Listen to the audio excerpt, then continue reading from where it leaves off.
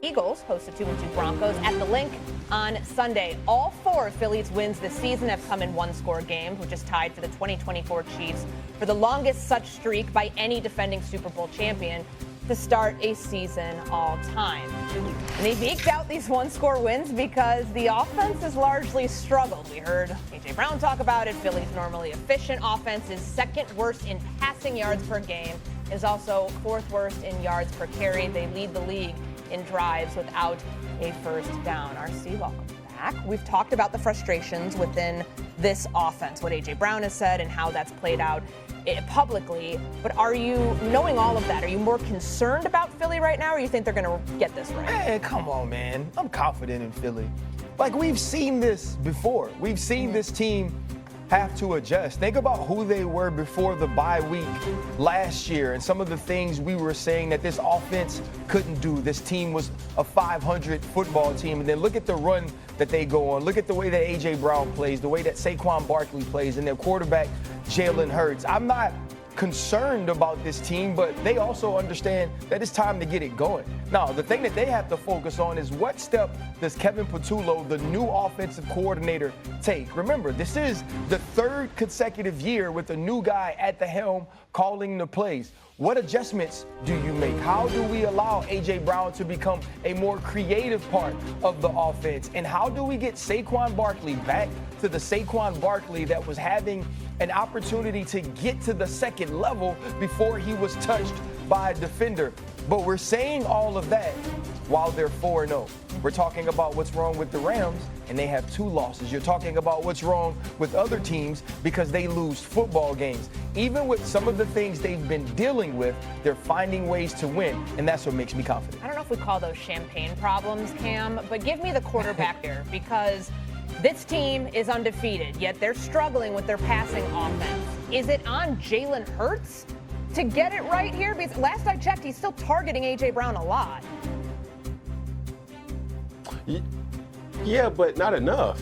And, you know, when I'm looking at from a quarterback's lens of when I see the Philadelphia Eagles play, I kind of agree with Drew Brees here. It is boring, but it's also effective. I can guarantee you that A.J. Brown's route tree is going to be as simple as anybody in the NFL with his skill set. But they're still 4-0. Okay, let's talk about facts.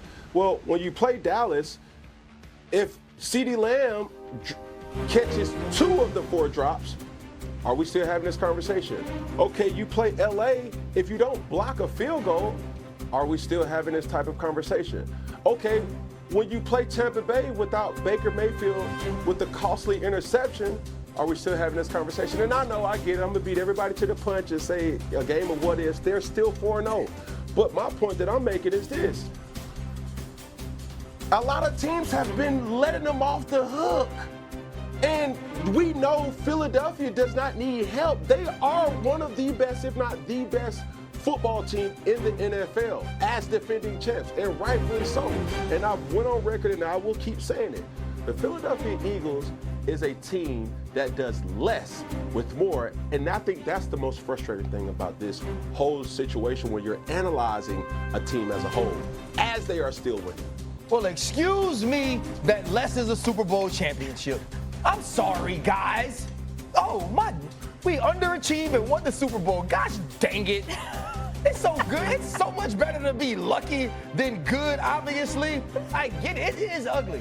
Drew's right. It is boring, but it's effective. Now, do you go back to the film and you watch the Tampa Bay Buccaneers game and the way that Benjamin Morrison was playing at the right corner, what we saw from Parrish in the slot, and say, wait, these 2 rookies are breaking up passes on A.J. Brown?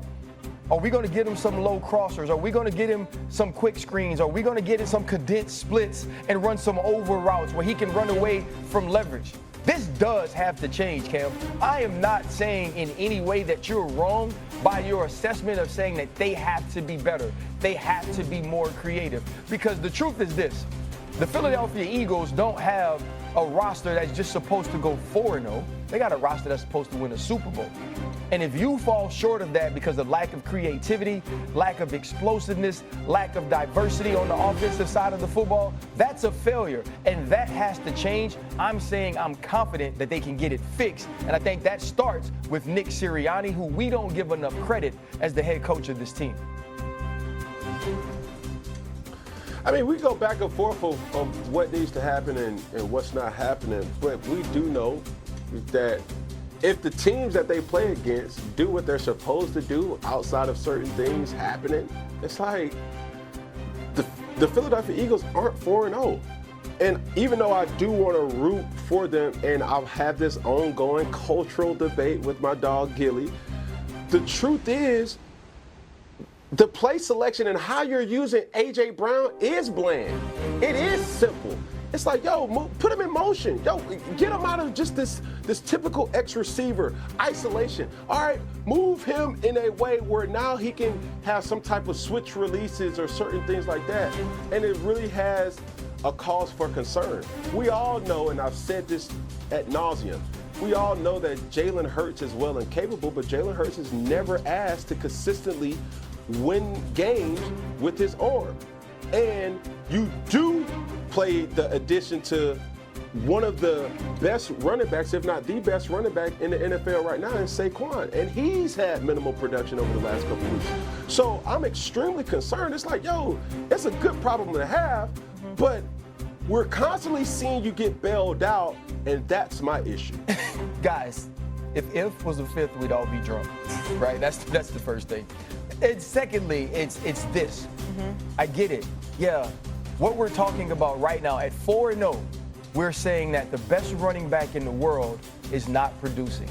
We're saying that one of the top 5 to 10 wide receivers in the world is not producing. We're saying that a Super Bowl MVP is not producing. And we're also saying that, dang it, the Philadelphia Eagles are 4-0. It needs to be fixed. I believe it will be fixed. But there's something to be said for not beating yourself, because that's what you're saying these other teams are doing. I think you guys are overcomplicating it. I think we need to go back to what happened last year when they got a theme song, Bobby Brown's My Prerogative. Remember, they beat Carolina and there were all these issues, and then they start playing that song at every practice. It becomes a part of their identity, and look what happens. They won a Super Bowl after that. That's just Bobby Brown is pure energy, so I respect that totally. All right, the Ravens might be without Lamar Jackson when they host the Texans on Sunday, as the star QB has missed practice the last 2 days with a hamstring injury. Baltimore hoping to avoid its second 1-4 start in franchise history. And on yesterday's show, RC had some strong comments about the state of the Ravens. Take a listen. When's the last time we didn't care about the Baltimore Ravens? When was the last time with Lamar Jackson, under John Harbaugh, that we weren't talking about this team being an AFC Why championship contender? Because this team is terrible. Lamar Jackson, one of the greatest, he's one of the best players in the world, who until last game was actually playing at a high level. And you only have a win against the Cleveland Browns. Who cares if they make the playoffs? They ain't gonna win. So RC is in a state of apathy on this, Cam. Where do you land? Well, one thing that I do know, I'm going to use this prefix word of breaking, because they're at a breaking point in their season. Breaking is what I will continue to use, because they're either going to break down or they're going to break out. And if they do not have Lamar Jackson in this particular game coming up, I think that will be a positive. And I say it in this way. It's almost like watching the Baltimore Ravens that they're waiting on everybody else to make the play. And that's including sometimes Lamar Jackson waiting on Derrick Henry to make a play. Hey, Derrick Henry's waiting on Zay Flowers to make a play. Hey, Zay Flowers is waiting on D-Hop to make a play. Hey, the defense is waiting on Jair Alexander to make a play. Hey, they're waiting on Nate Wiggins to make a play. Hey, they're waiting on everybody else to make a play outside of each individual making those